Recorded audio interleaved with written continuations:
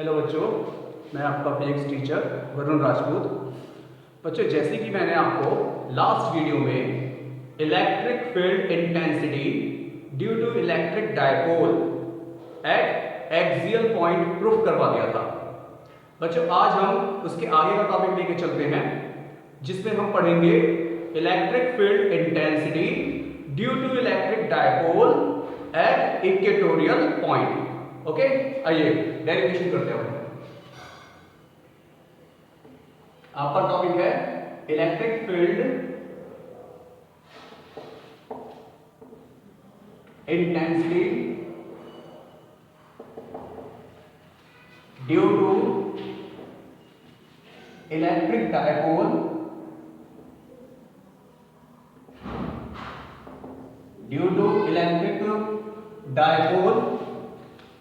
at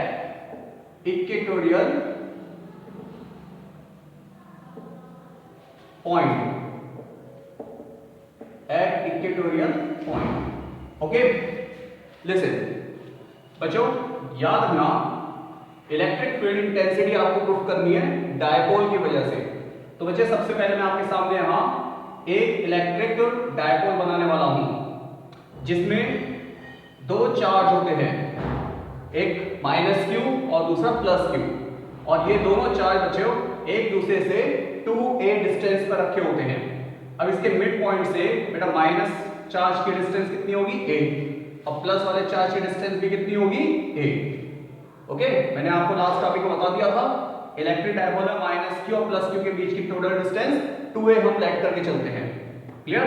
ऐसा करता हूं, माइनस वाले का नाम a रख देता हूं और प्लस वाले चार्ज का नाम b रख देता हूं। बच्चों, अब यहां डायपोल के मिड पॉइंट से इक्वेटोरियल लाइन, याद रखना इक्वेटोरियल लाइन y एक्सिस पर होती है। ओके, तो डायपोल के मिड पॉइंट से इक्वेटोरियल लाइन पर बेटा r डिस्टेंस पर एक p पॉइंट आपको गिवन है। इस p पॉइंट पर ही हमें इलेक्ट्रिक फील्ड इंटेंसिटी कैलकुलेट करनी है। ओके, याद हो, इससे पहले मैंने आपको डायपोल के axial line, okay, axial line पे किसी पॉइंट पर इलेक्ट्रिक फील्ड प्रूफ करवाया था। मैंने आपको बताया था बच्चों, उसमें इलेक्ट्रिक फील्ड एक्सियल लाइन वो एक्सिस एक्स एक्सिस की लाइन को कहा जाता है।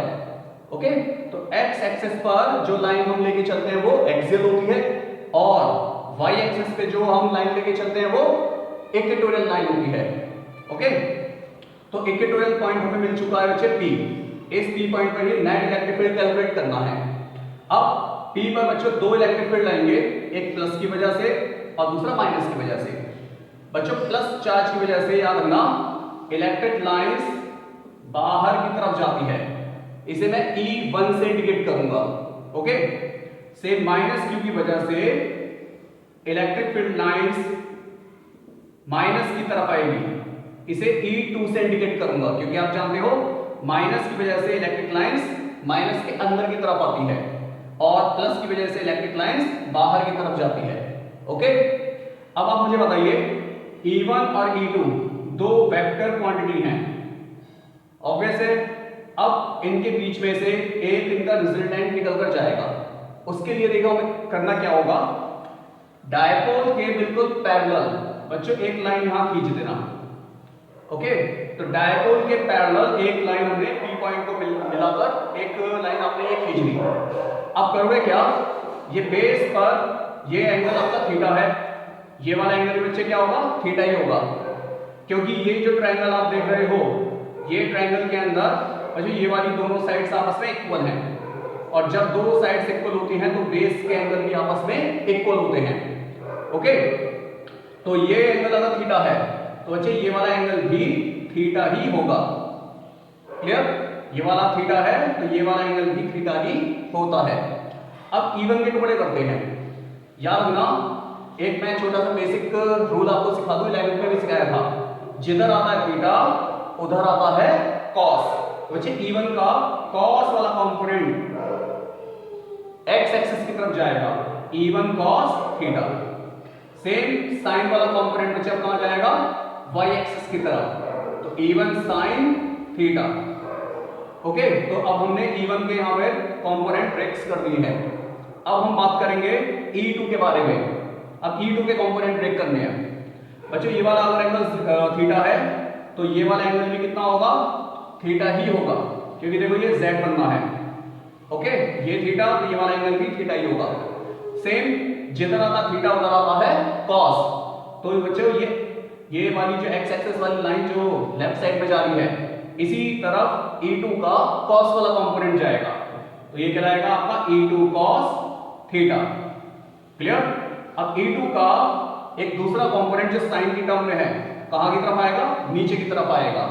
इसे कहेंगे बच्चे हम E2 sin थीटा। क्लियर। तो अब आप देख सकते हो यहां पर, यहां हमारे पास P पॉइंट पर बच्चे 4 इलेक्ट्रिक फील्ड काम कर रहे हैं, जो E1 और E2 के दो कंपोनेंट्स हैं। देखो जरा, इसमें E1 sin थीटा ऊपर की तरफ है, E2 sin थीटा नीचे की तरफ है, तो ये आपस में इक्वल और अपोजिट होने की वजह से कैंसिल हो जाएंगे। जबकि E1 cos थीटा और E2 cos थीटा बच्चे सेम डायरेक्शन में है, जिससे हमें इन दोनों के सम से एक रिजल्टेंट इलेक्ट्रिक फील्ड मिलेगा -x डायरेक्शन में। Clear.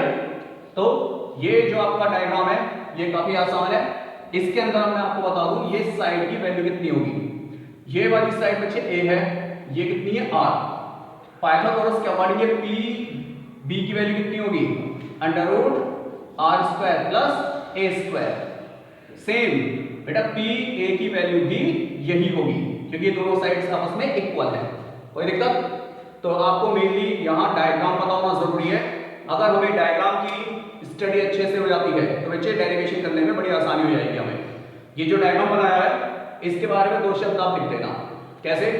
Consider 2 charges -q + q separated by 2a distance, okay, placed in air. We have to calculate electric field. We have to calculate electric field at equatorial point at a distance r from the midpoint of electric dipole. Okay?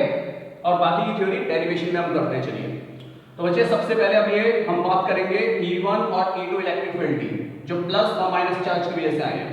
तो सबसे पहले देखो E1 की value निकालेंगे, तो electric field due two plus Q। Okay, तो कितना होगा, E1 = 1/4πε0। फॉर्मूला आपको बताया था बच्चे Q/r²। यहां r का काम कौन करता है, ये √r² + a²। तो Q/r² + a² का होल स्क्वायर। बेटा E1 कितना आ गया फिर, E1 = 1/4πε0 Q/r² + a², क्योंकि √ का होल स्क्वायर करोगे तो √ हट जाएगा। ओके, तो यहां √ अब नहीं आने का है। ये बच्चे बन गई इक्वेशन 1। इसी तरह अब हम निकालेंगे -q चार्ज की वजह से इलेक्ट्रिक फील्ड जो होगा E2। तो इसी के बाद अब लिखेंगे हम electric field due to -q। Okay, तो electric field due to -q, ये यहां लिख देता हूं, ऊपर नीचे तक दिखाई नहीं देगा। तो E2 कितना होगा, E2 = 1/4πε0। यहां आप देख सकते हो बच्चे डिस्टेंस कितनी है, यहां से यहां तक की भी सेम यही वाली डिस्टेंस होगी, और चार्ज कितना माइनस। मैंने एक चीज बताई थी, जब भी वेक्टर की क्वांटिटी होती है बच्चे चार्ज का साइन नहीं लेते, तो यहां भी कितना होगा, ये -q ही लिया जाएगा, और अपॉन में √r² + a² का होल स्क्वायर। तो बच्चे हम √r² + a² का होल स्क्वायर करोगे तो √ हट जाएगा, तो यही तो वैल्यू मिलेगी हमें। तो ये आ गई सेकंड इक्वेशन। अब आप देख सकते हो बेटा E1 और E2 की वैल्यू कैसी है, यहां पर सेम। तो यहां E1 = क्या प्रूफ हो गया, E2 के। तो साफ जाहिर है E1 और E2 दोनों इलेक्ट्रिक फील्ड आपस में इक्वल है। इस स्टेप के बाद अब हम बात करेंगे इनके कंपोनेंट्स की। क्लियर। तो इसी के बाद हम क्या लिखेंगे, ऑन रिसॉल्विंग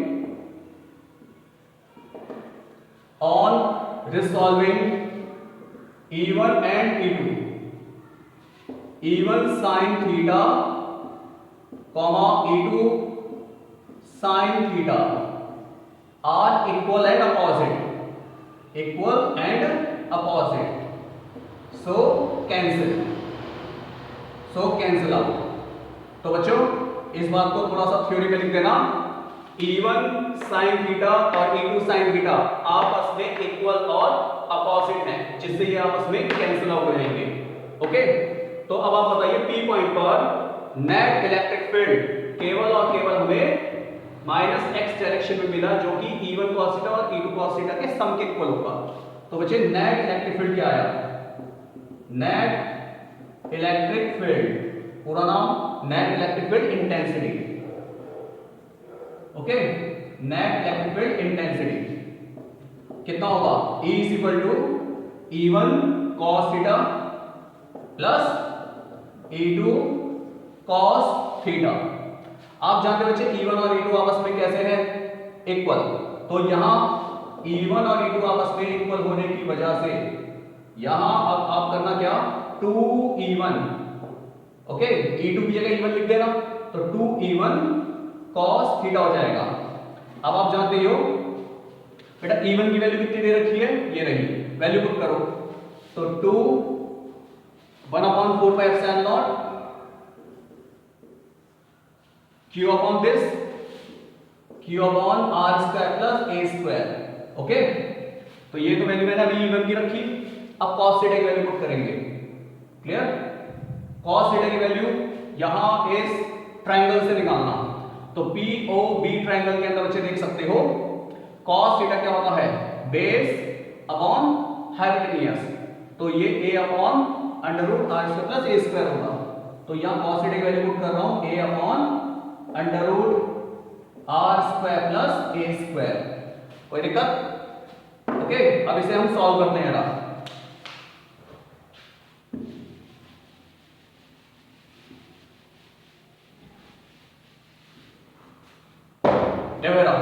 बेटा 2QA क्या बन गया? ये तो P बन गया, तो 2QA यही पे शुरू में आप लिख देना सेंस करके, P is equal to 2QA होता है।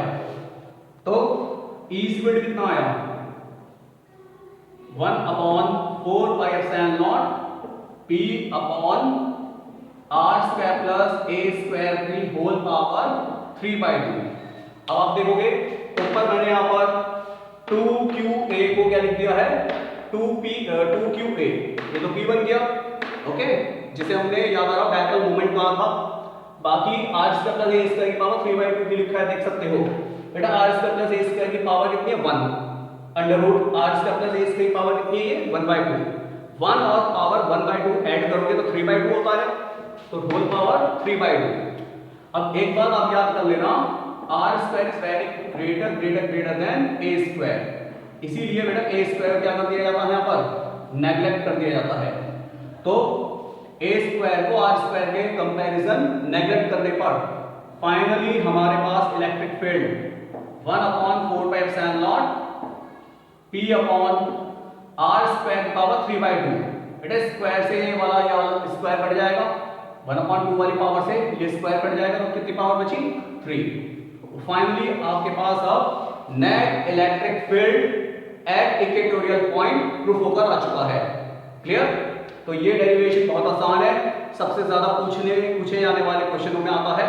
तो एक्सियल लाइन और इक्वेटोरियल लाइन पर इलेक्ट्रिक फील्ड के डेरिवेशन अच्छे से याद करते हुए चलना। अब देखो इसके बाद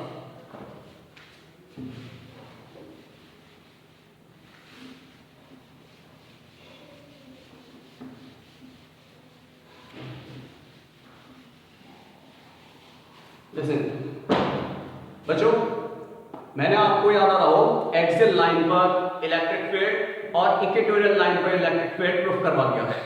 इसके बाद अब हम थोड़े से कुछ न्यूमेरिकल इसके ऊपर लेके चलते हैं। तो सबसे पहले अब आप एक नोट देखना, छोटा सा एक नोट है। आप जानते हो एक्सियल लाइन पर इलेक्ट्रिक फील्ड का फॉर्मूला बेटा 1/4 pi epsilon not 2p upon r cube था। ओके, और इक्वेटोरियल लाइन पर इलेक्ट्रिक फील्ड का formula 1/4 pi epsilon naught p upon r cube था।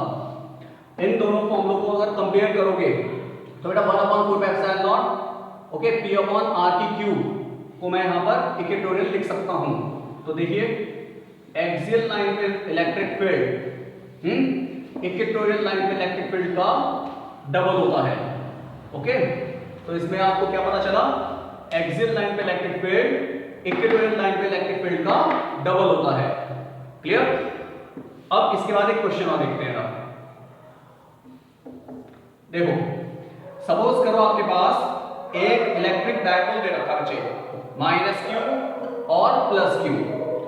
क्वेश्चन है किसी भी इलेक्ट्रिक डायपोल के एक्सियल लाइन पर इलेक्ट्रिक फील्ड और इक्वेटोरियल लाइन पर इलेक्ट्रिक फील्ड के बीच में कितना एंगल होता है।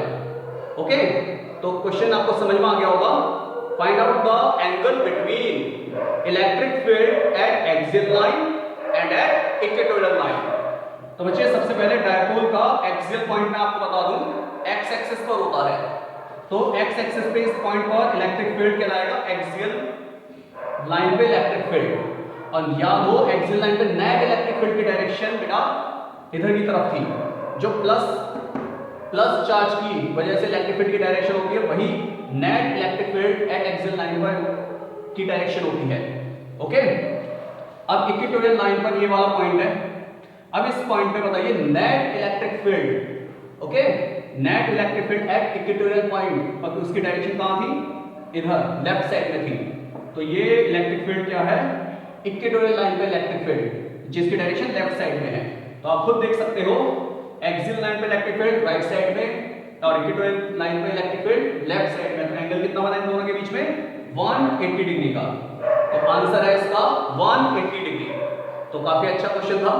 ओके नोट्स में ये सब क्वेश्चन लिखे हुए हैं, याद करते हुए समझते हुए चलना। अब इसके बाद नेक्स्ट क्वेश्चन।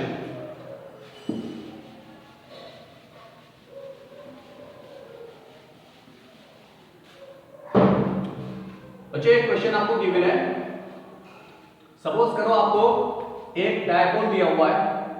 अब क्वेश्चन में आपसे कहा जाएगा डायपोल की इक्वेटोरियल लाइन पर इलेक्ट्रिक फील्ड, डायपोल की इक्वेटोरियल लाइन पर इलेक्ट्रिक फील्ड की डिस्टेंस अगर आधी कर दी जाए, इक्वेटोरियल लाइन पर इलेक्ट्रिक फील्ड में अगर डिस्टेंस r को आधा कर दिया जाए तब न्यू इलेक्ट्रिक फील्ड कितना होगा।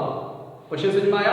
तो इलेक्ट्रिक फील्ड लाइन जो आप इलेक्ट्रिक फील्ड की वैल्यू आप देख रहे हो इक्वेटोरियल लाइन पर, बेटा अगर मैं इक्वेटोरियल लाइन की डिस्टेंस इस r को आधा कर दूं तब नया इलेक्ट्रिक फील्ड कितना हो जाएगा। तो आप खुद ही सोचिए इस फॉर्मूले में अगर r को बेटा मैं अगर आधा कर देता हूं तो नया इलेक्ट्रिक फील्ड कितना होगा। इसे यहां रखकर देखो तो नया इलेक्ट्रिक फील्ड इक्वेटोरियल लाइन पर आप जानते हो 1/4 pi epsilon naught p upon इस r की जगह r/2 रखो तो r/2 की होल क्यूब। तो r/2 जब रखोगे यहां पे r/2 की होल क्यूब हो जाएगी। ओके तब r की क्यूब अपॉन 8, ये 8 ऊपर आ जाएगा। तो 8 ऊपर आने का मतलब फिर remaining value 1/4 pi epsilon naught p upon r/3। तो जो नया इलेक्ट्रिक फील्ड आप देख रहे हो पुराने वाले का कितना हो गया, पुराने वाले का कितना हो गया 8 टाइम्स। तो 8 टाइम्स आ जाएगा आंसर। तो नया इलेक्ट्रिक फील्ड पुराने वाले इलेक्ट्रिक फील्ड का बच्चे कितना हो गया है 8 टाइम्स। ओके सेम इसी क्वेश्चन को अगर मैं दूसरी लैंग्वेज में पढ़ता हूं जिसमें कहा गया है कि अगर इक्वेटोरियल लाइन की डिस्टेंस r को डबल कर दिया जाए, अगर इस इक्वेटोरियल लाइन की डिस्टेंस r को बच्चे डबल कर दिया जाए तब नया इलेक्ट्रिक फील्ड कितने टाइम्स हो जाएगा। काफी आसान क्वेश्चन है बेटा। इस r की जगह 2r लिख दो तो 2r की क्यूब 8r की क्यूब हो जाएगी। तो 1/8 टाइम्स हो जाएगा। तो नया इलेक्ट्रिक फील्ड कितना हो जाएगा 1/8। इससे क्या पता चला, डिस्टेंस की वैल्यू r अगर घटेगी तो इलेक्ट्रिक फील्ड बढ़ेगा, और r की वैल्यू बच्चे अगर डबल ट्रिपल करते जाओगे तो इलेक्ट्रिक फील्ड और ज्यादा घटता जाएगा। कोई दिक्कत। तो बहुत आसान क्वेश्चन है इसके ऊपर ये।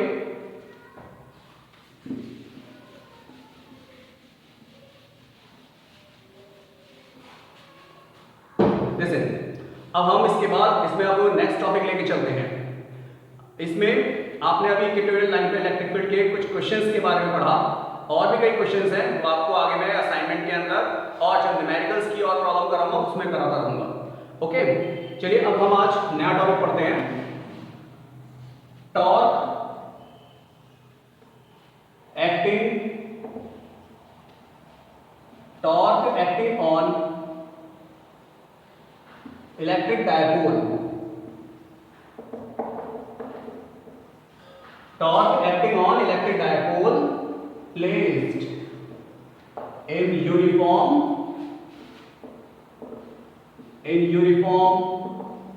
electric field intensity।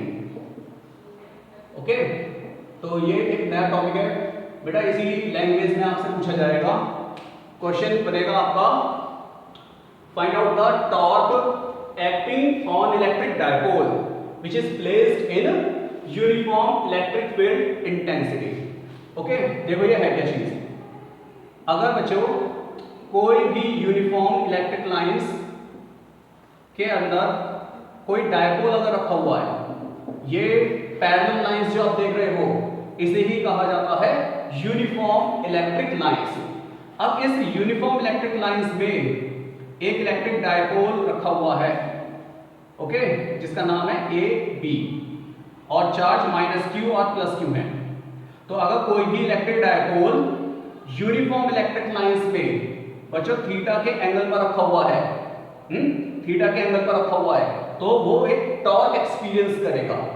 टॉर्क मतलब अ कपल ऑफ फोर्स या फोर्स ऑफ मूवमेंट कहा जाता है। ओके, ये टॉर्क के नाम है।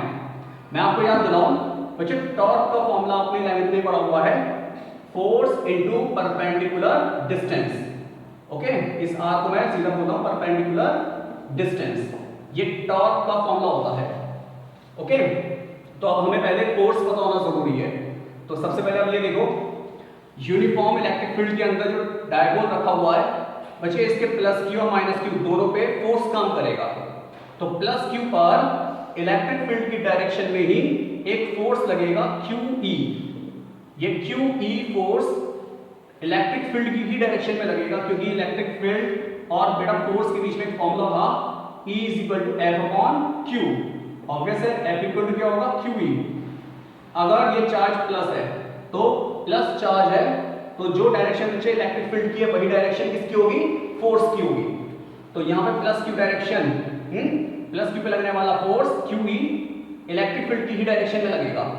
सेम -q पर भी बच्चे इतना ही फोर्स काम करेगा QE, बट अपोजिट डायरेक्शन में।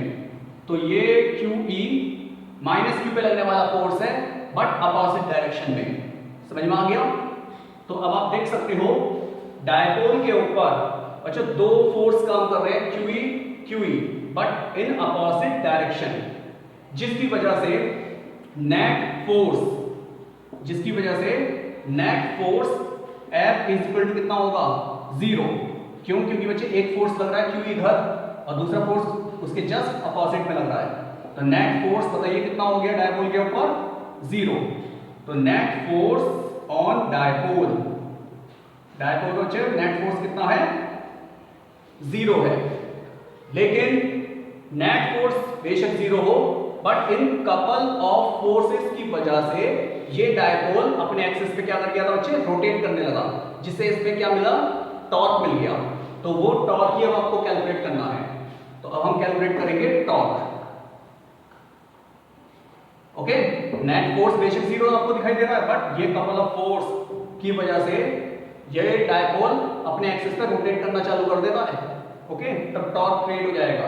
तो टॉर्क का फॉर्मूला क्या होता है, फोर्स इनटू परपेंडिकुलर डिस्टेंस। बच्चों फोर्स तो आप जानते हो कितना है इसका, कोई भी एक फोर्स ले लो, QE ले लो, QE, क्लियर, इनटू, अब हम लेंगे इसके अंदर परपेंडिकुलर डिस्टेंस। देखो बेटा, जो फोर्स होता है बेटा उसी के ऊपर परपेंडिकुलर डिस्टेंस होती है। तो बेटा ये जो B है इस पर फोर्स QE देखो राइट साइड में जा रहा है, तो इस QE के ऊपर ही ये परपेंडिकुलर ड्रॉप कर दिया। तो ये है परपेंडिकुलर डिस्टेंस जो फोर्स के ऊपर परपेंडिकुलर है, इसका नाम है BM। ओके, तो परपेंडिकुलर डिस्टेंस कितनी हो गई, BM। अब इस BM की वैल्यू आपको कैलकुलेट करनी है। इसे ही मैं कहूंगा परपेंडिकुलर डिस्टेंस BM। ओके, अब आ जाओ डायग्राम पर वापस। बेटा माइनस क्यू और प्लस क्यू के बीच की डिस्टेंस सब जानते हैं कितना होती है 2a। तो अब इस BM को कैलकुलेट करो, परपेंडिकुलर अपॉन हाइपोटेन्यूज कितना होता है sin थीटा। ओके, तो यहां पे आओ, sin theta equal to perpendicular upon hypotenuse. तो sin थीटा की वैल्यू कितनी आ गई BM अपॉन AB, कितना है 2a।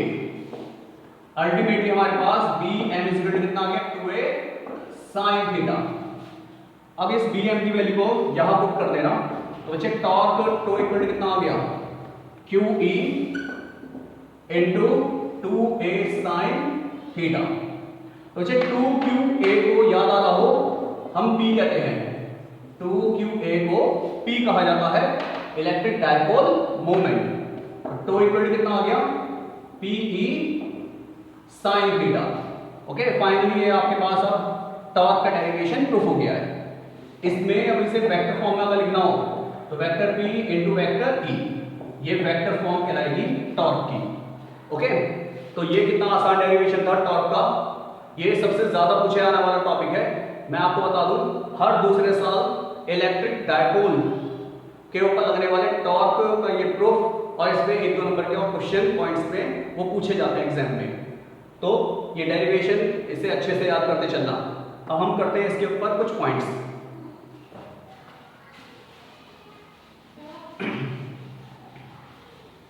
देखो बच्चे, अब इसमें नोट में आपको बता देता हूं, ये टॉर्क की वैल्यू बच्चों मिनिमम और मैक्सिमम कितनी होती है इसके बारे में डिस्कस करेंगे। तो अगर थीटा की वैल्यू बच्चों, अगर थीटा की वैल्यू 0 कर दी जाए तो टॉर्क की वैल्यू क्या हो जाएगी 0, जिसे हम मिनिमम टॉर्क कहेंगे। क्योंकि सब बच्चे जानते हैं साइन 0 की वैल्यू 0 होती है, याद है। ये था इसका फर्स्ट पॉइंट।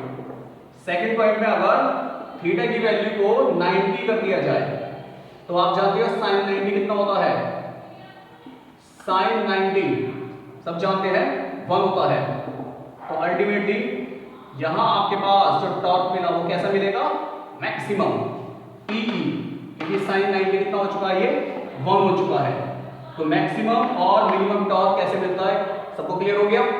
ओके, इसमें एक चीज बताया था बच्चे, ये एंगल 0 पे भी मिलता है टॉर्क मिनिमम और 180 पे भी मिलता है, क्योंकि आप जानते हो साइन 180 की वैल्यू भी 0 ही होती है।